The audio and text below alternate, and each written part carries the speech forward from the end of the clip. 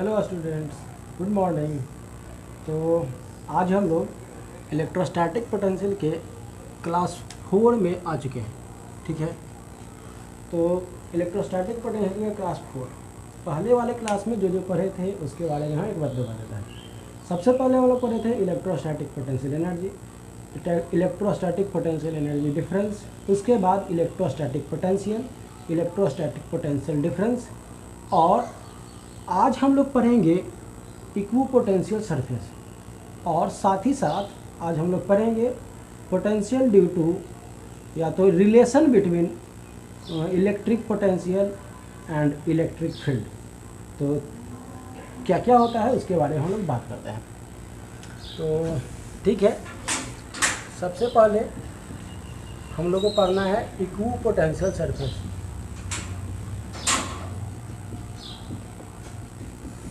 Equipotential surface, ये नाम से ही पता चल रहा है कि इक्विपोटेंशियल सरफेस क्या होना चाहिए। इक्विपोटेंशियल में दो भाग देखिए, एक है इक्वी और दूसरा है पोटेंशियल। तो इक्विपोटेंशियल और ये है सरफेस। जिन लोगों को पोटेंशियल के बारे में नहीं पता है वो सब जाकर के पिछले वाले वीडियो को देखिए, लिंक दिया हुआ है मैंने, तो वहाँ जाकर के पहले वाले क्लास अटेंड करिए, और अटेंड करने के बाद यहाँ पे आइए, तब ज़्यादा मज़ा आएगा। तो इक्विपोटेंशियल सरफेस, इक्वी का मतलब क्या होता है? इक्वी का मतलब होता है इक्वल, और पोटेंशियल और सरफेस। अब समझ में आ गया होगा इक्विपोटेंशियल सरफेस किसको कहते हैं। अगर हम एक ऐसा सरफेस ड्रॉ करना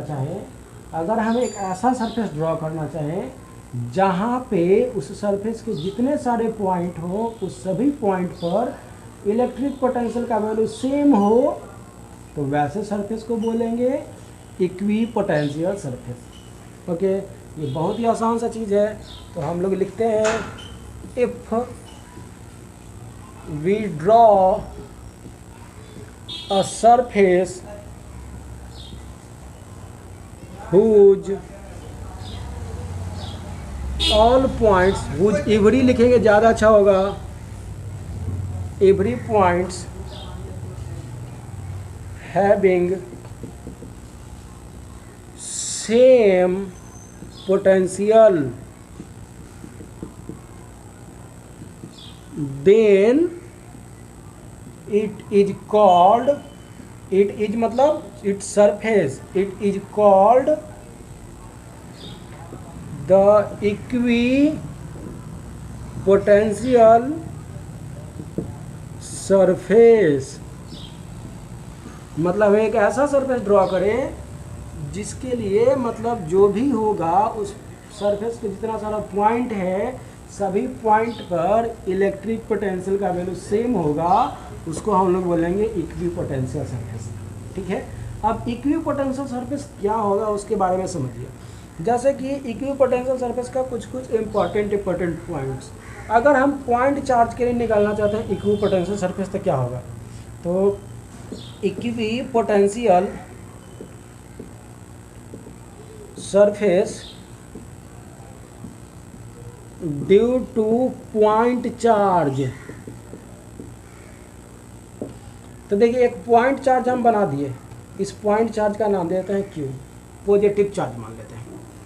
तो इसके कारण अगर हम यहाँ से r डिस्टेंस पर जाते हैं इधर, r डिस्टेंस पर जाते हैं इधर, r डिस्टेंस पर जाते हैं इधर, और r डिस्टेंस पर जाते हैं इधर, तो पॉइंट चार्ज के कारण इलेक्ट्रिक पोटेंशियल का वैल्यू पता है क्या होता है, 1/4 पाई एप्सिलॉन नॉट और Q बाई आर। अगर यहाँ पे चार्ज Q दिया हुआ है तो Q by are.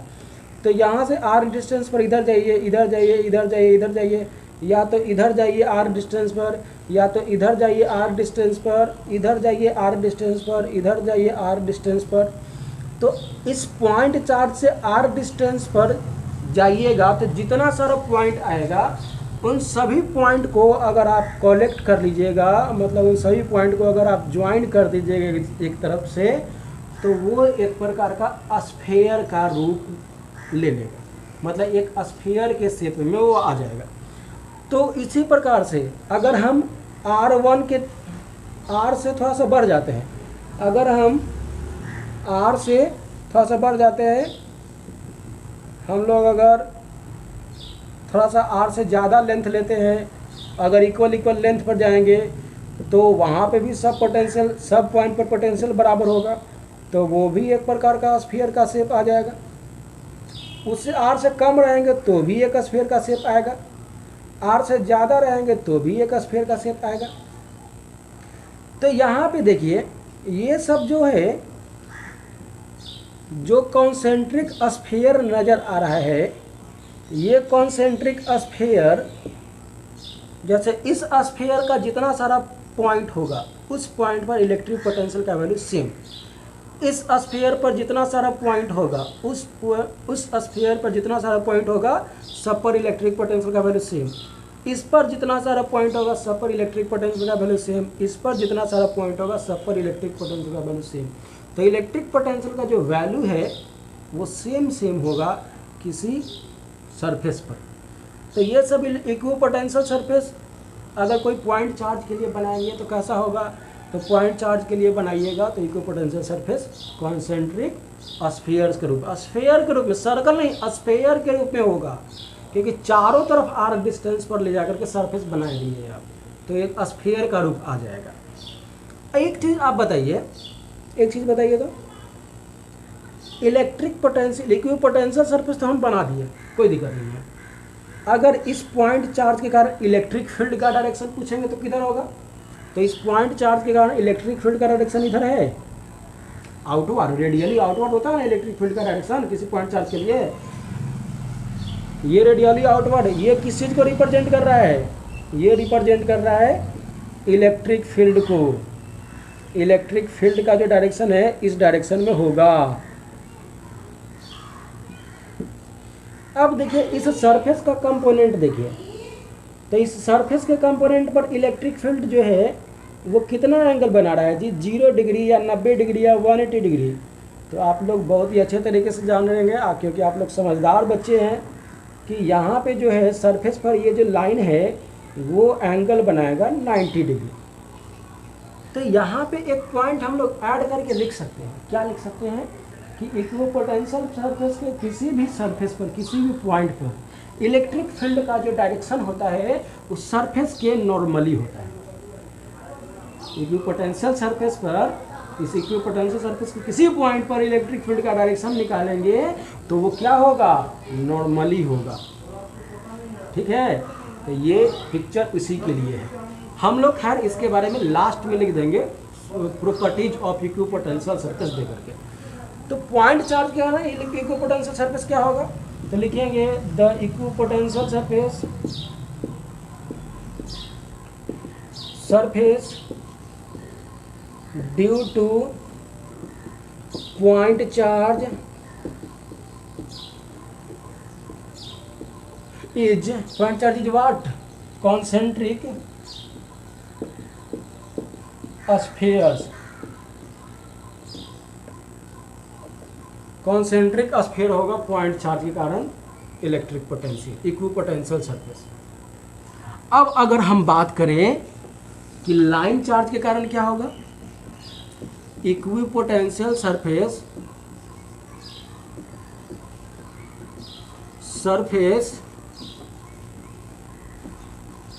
Due to line charge. Line charge का मतलब linear charge distribution.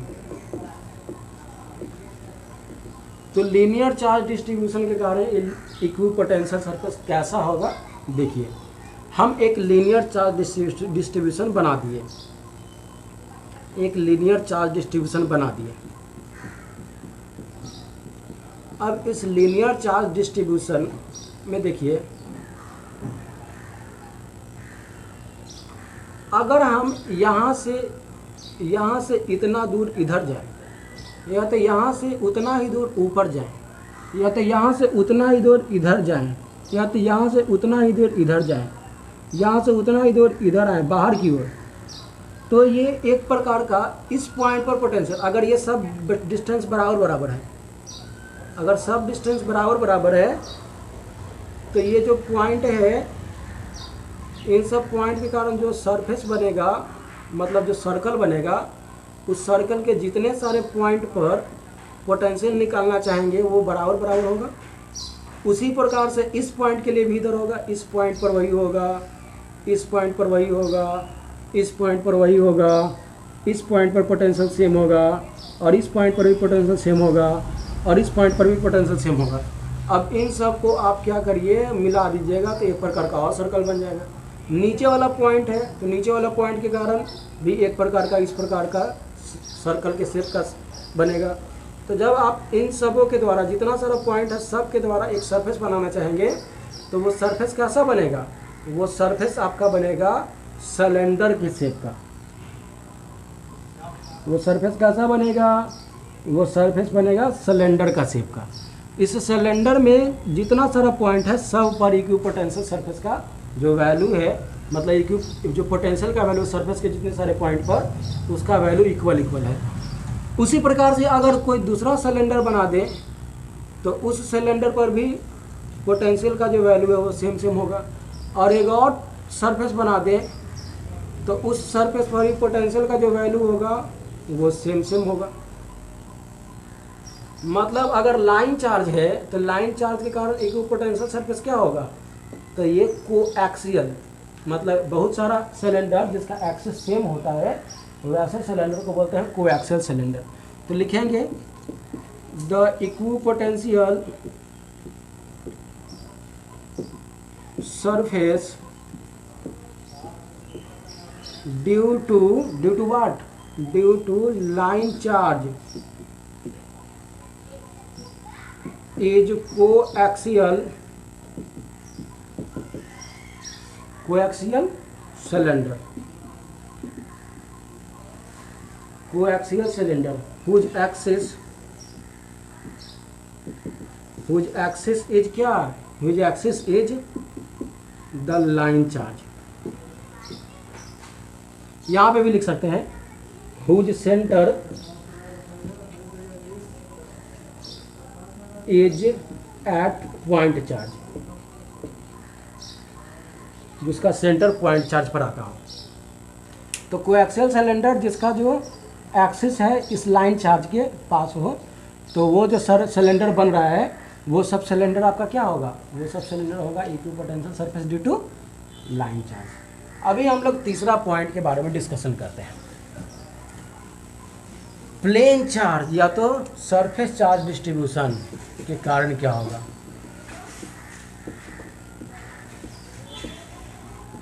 Equipotential surface due to surface charge, तो सरफेस चार्ज डिस्ट्रीब्यूशन, तो सरफेस चार्ज डिस्ट्रीब्यूशन के कारण क्या होगा। तो सरफेस चार्ज डिस्ट्रीब्यूशन, मान लेते हैं कि प्लेन चार्ज है, क्या है, प्लेन चार्ज है। तो प्लेन चार्ज मतलब जो सरफेस है वो प्लेन है, तो इसके कारण जो इक्विपोटेंशियल सरफेस बनाइएगा, तो इस प्लेन चार्ज के यहाँ पे मतलब बराबर दूरी पर, इस वाले पॉइंट से इतना दूरी पर जाइए, इस वाले पॉइंट से इतना दूरी पर जाइए, इस वाले पॉइंट से इतना दूरी पर जाइए, और इस वाले पॉइंट से इतना दूरी पर जाइए। तो इन सब पॉइंट्स को, इस वाले पॉइंट से इतना दूरी पर जाइए, तो इन सब पॉइंट्स को जब आप ऐड करेंगे तो ऐड करने के बाद आपको एक सरफेस मिलेगा, और वो जो सरफेस होगा ना इस प्लेन चार्ज के बिल्कुल ही पैरेलल होगा। इधर भी एक और सरफेस मिल सकता है, आप लोग को एक और सरफेस बना देते हैं, और ये भी सरफेस इसके पैरेलल है। इधर एक और सरफेस बना देते हैं, इधर भी होगा ना उतना ही डिस्टेंस पर, तो इधर भी एक उतना ही डिस्टेंस पर बना दिए, और इधर भी हमारा हो गया उतना ही डिस्टेंस पर, इधर भी होगा तो इधर भी बना दिए। अब देखिए ये जो डॉटेड ये है आपका प्लेन चार्ज या तो सरफेस चार्ज। तो सरफेस चार्ज के कारण जो इक्विपोटेंशियल सरफेस बनाए हैं वो कैसा होगा, तो वो पैरेलल प्लेन की तरह होगा। ठीक है, तो लिखेंगे the equipotential surface surface due to plane charge is as parallel planes. तो वो पैरेलल प्लेन की तरह होगा। इलेक्ट्रिक फील्ड का जो डायरेक्शन होगा, जितना सारा पॉइंट पर है सब बाहर की ओर डायरेक्शन ही होगा, बाहर की ओर ही होगा। ये चीज़ हम लोग यहाँ पे डिस्कशन के लेते हैं। तो यहाँ पे भी इलेक्ट्रिक फील्ड इसके कारण निकालेंगे तो वो बाहर की ओर होगा, सरफेस का नॉर्मल ही होगा। वो सब चीज़ हम लोग लिख लेंगे। अभी हम लोग जानना चाहते हैं equipotential surface due to spherical charge.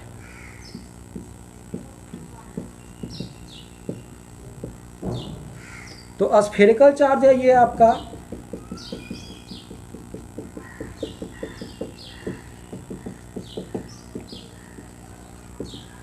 तो स्फेरिकल चार्ज डिस्ट्रीब्यूशन से अगर इतना दूरी पर जाएंगे तो एक सरफेस बनेगा, और दूसरा दूरी पर जाएंगे तो भी एक सरफेस बनेगा, और अलग भी दूरी पर जाएंगे तो भी एक सरफेस बनेगा।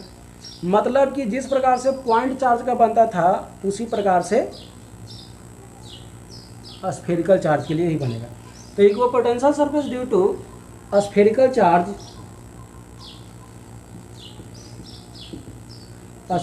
Charge distribution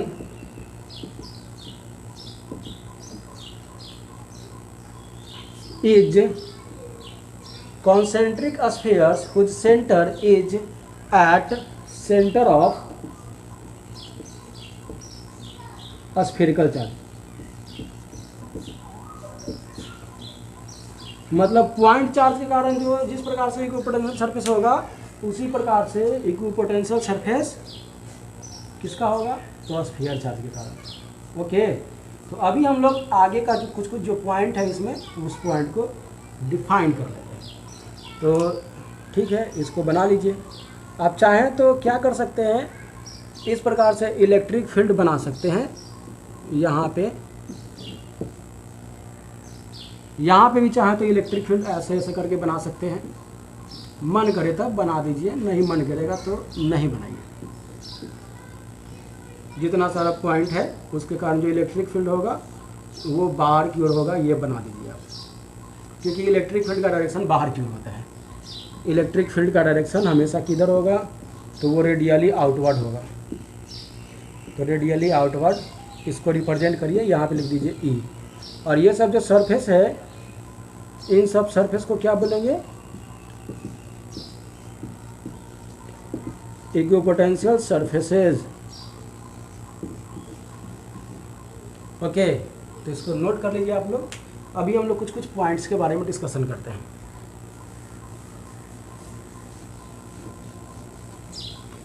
point number 1 point में the potential at every point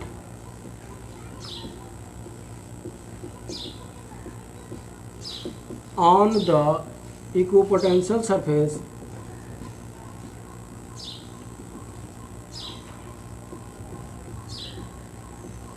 is equal. किसी भी इक्विपोटेंशियल सरफेस का जितना सारा पॉइंट होगा वहाँ पे पोटेंशियल इक्वल होगा। Point number 2, the electric field at any point on the equipotential surface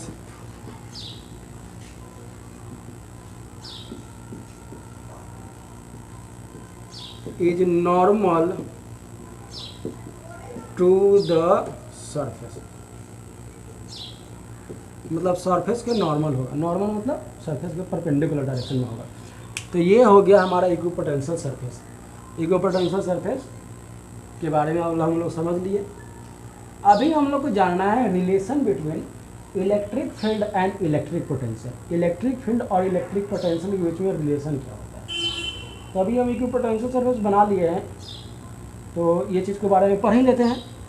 इसको हम इरेज कर दे रहे हैं सबसे पहले।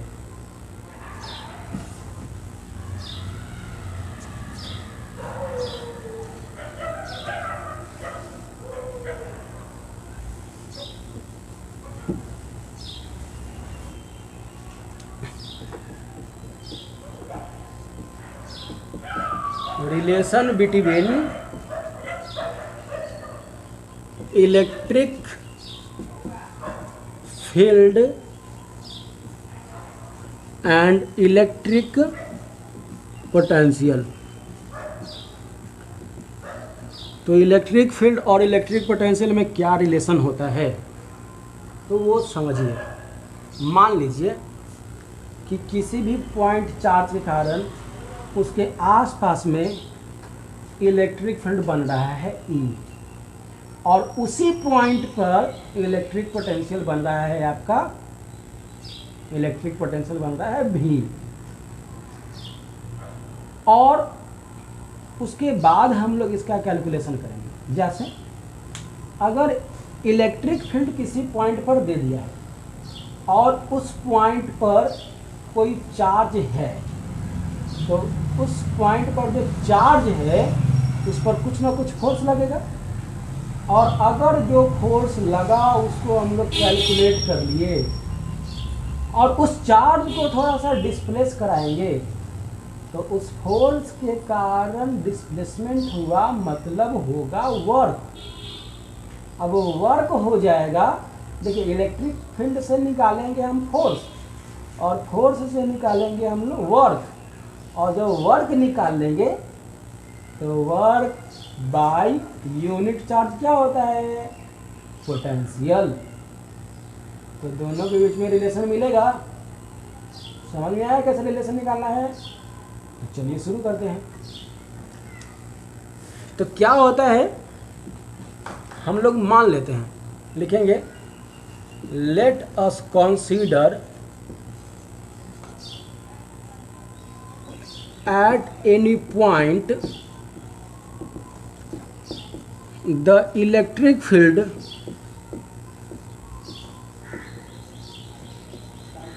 Is E। इलेक्ट्रिक फील्ड क्या है, E।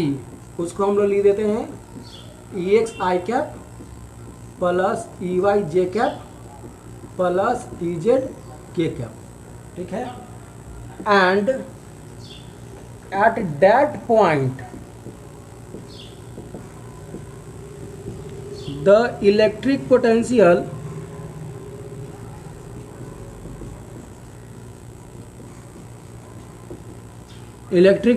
Is V। उसी पॉइंट पर इलेक्ट्रिक पोटेंशियल को हम लोग क्या मान लेते हैं, V मान लेते हैं। अब V हमारा क्या है, स्केलर है। तो स्केलर है तो जिस प्रकार से E के लिए लिखे हैं तो V के लिए नहीं लिख सकते हैं, समझिए इस चीज़ को। तो उस पॉइंट पर इलेक्ट्रिक पोटेंशियल का वैल्यू हम लोग मान लिए V। अब लिखेंगे if any charge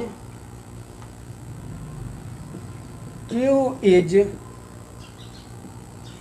placed at that point,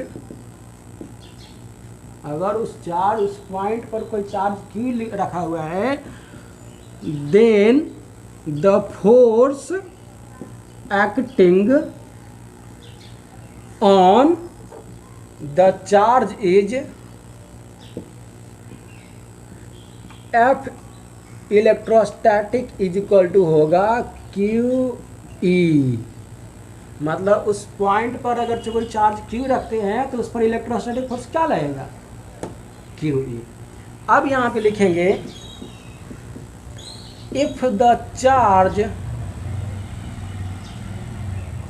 Q is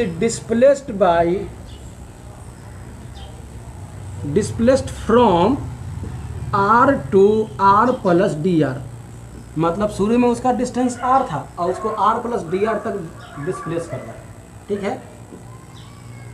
then the work done by electrostatic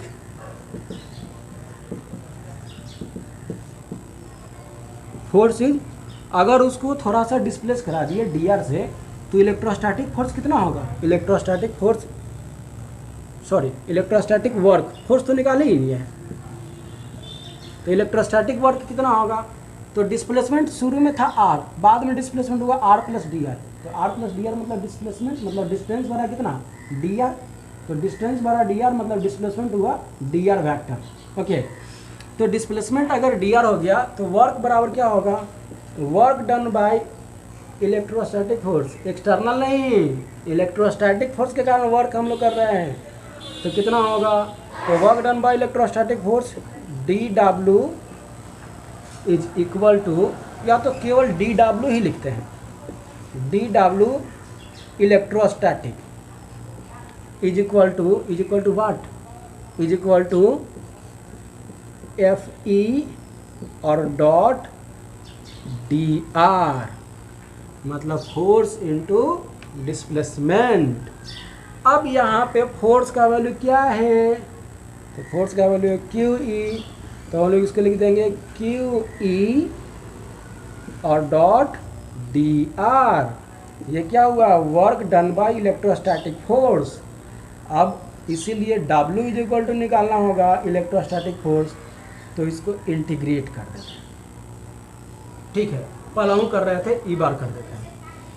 अब हम लोग को जानते हैं एज वी नो कि एक्सटर्नल जो वर्क है वो निगेटिव होता है किसका, इलेक्ट्रोस्टैटिक वर्क के, तो W external is equal to minus W E, तो बताइए कि W external is equal to क्या हो जाएगा, ये होगा माइनस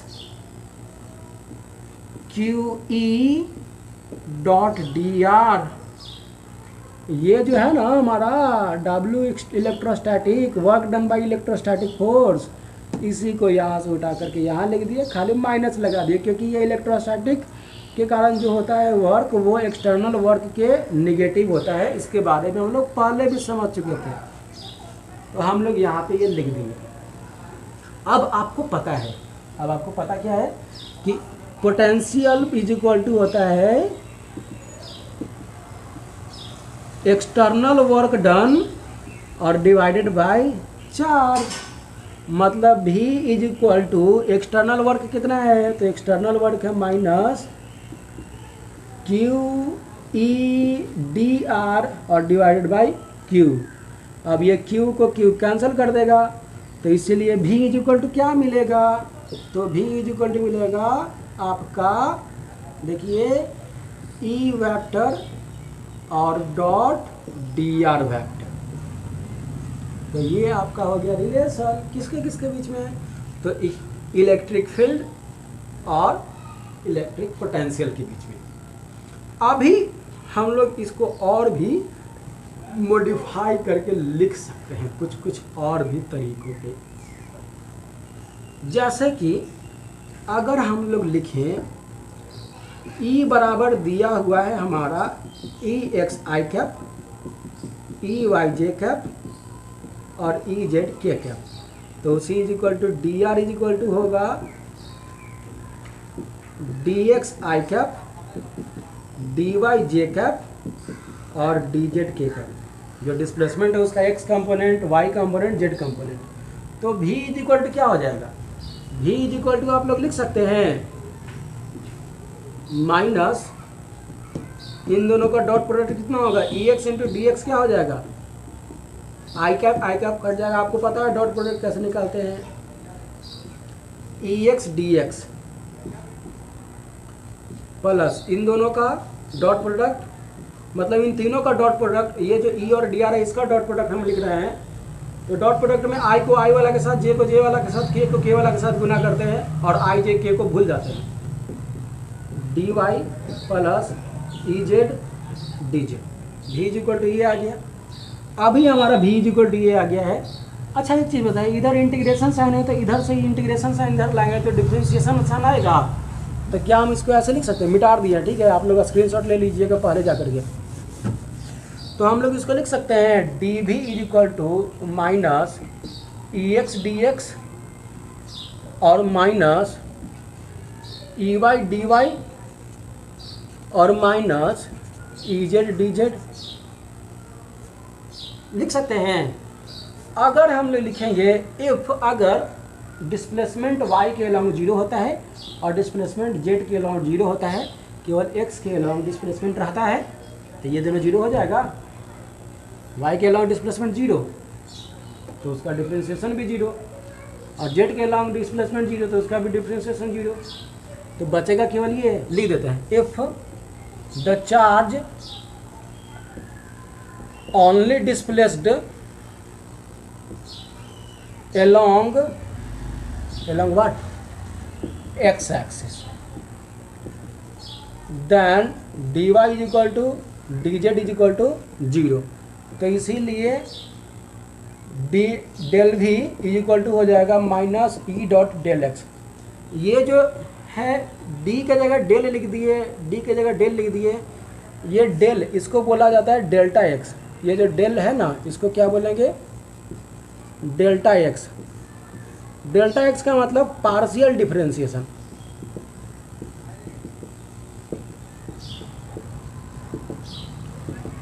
अब पार्शियल डिफरेंशिएशन का मतलब differentiation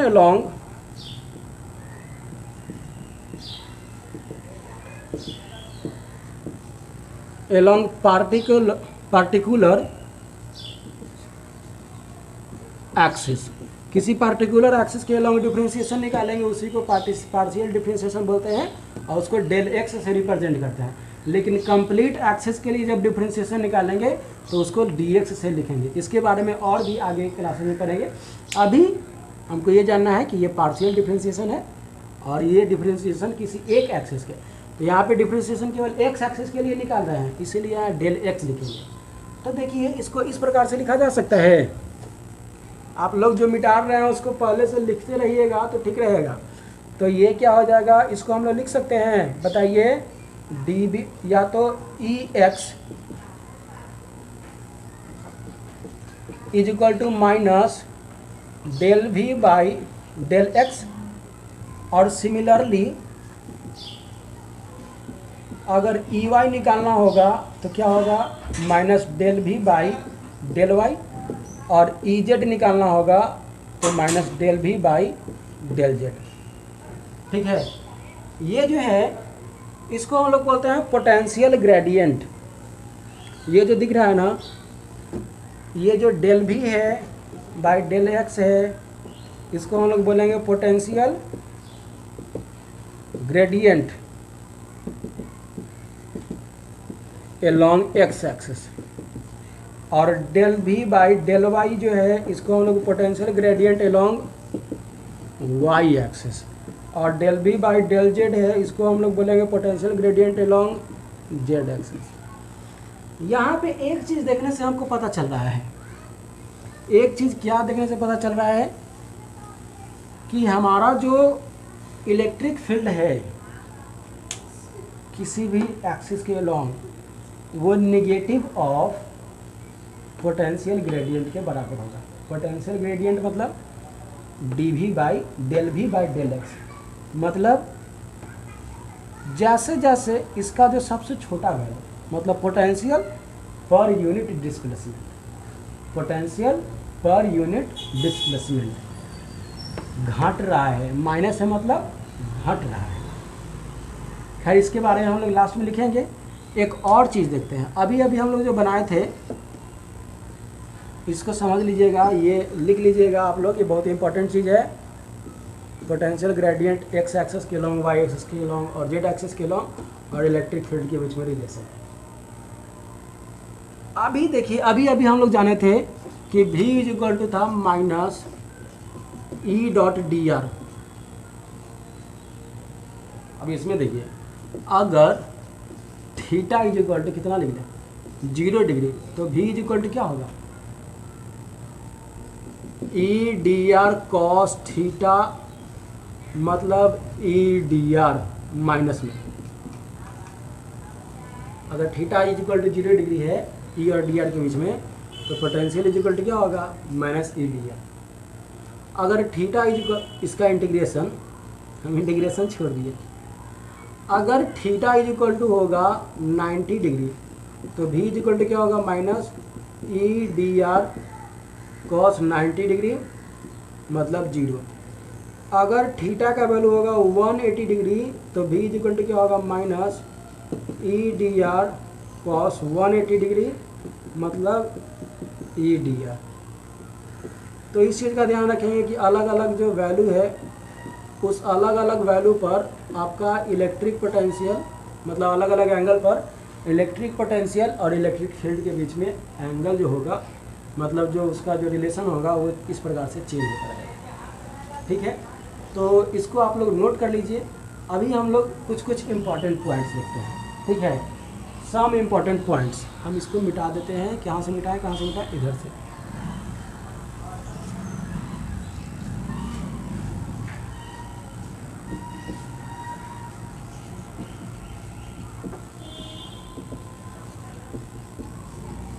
number 1, electric field. Electric field उस जगह पे मैक्सिमम होगा जहाँ पे dV/dx मतलब चेंज इन इलेक्ट्रिक पोटेंशियल आपका, मतलब decrease in electric potential maximum होगा। ठीक है, the electric field is maximum at the point, maximum ऐसे लिखेंगे, when the decrease in electric potential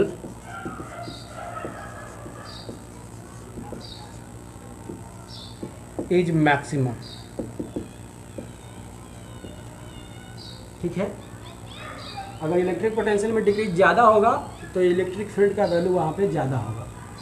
उसके बाद दूसरा पॉइंट देखिए, अगर हमारा थीटा का भी जो एंगल है वो 90 डिग्री है तो भी का वैल्यू कितना होगा, 0। आप समझिए, इक्विपोटेंशियल सरफेस आप लोग को याद था, अभी अभी हम बताया था। तो इक्विपोटेंशियल सरफेस का 2 पॉइंट का पोटेंशियल सेम सेम है, तो यहाँ पे पोटेंशियल और यहाँ पे पोटेंशियल सेम सेम। यहाँ पे इलेक्ट्रिक फील्ड का डायरेक्शन जो है नॉर्मल है, इलेक्ट्रिक फील्ड का डायरेक्शन नॉर्मल है। तो अगर डिस्प्लेसमेंट इस डायरेक्शन से इस डायरेक्शन में होता है, डिस्प्लेसमेंट अगर जो है, डिस्प्लेसमेंट अगर इलेक्ट्रिक फील्ड का नॉर्मल डायरेक्शन में होता है तो क्या होगा, तो वहाँ पे आपका जो पोटेंशियल का चेंज होगा वो आपका होगा 0। तो लिखेंगे if the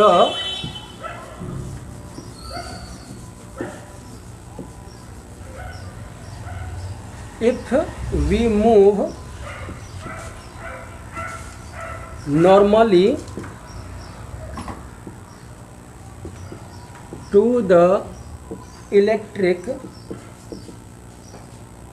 field along the equipotential surface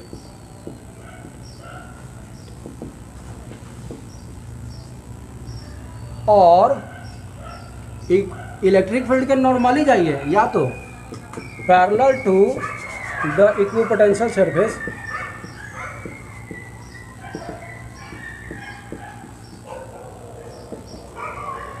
then the change in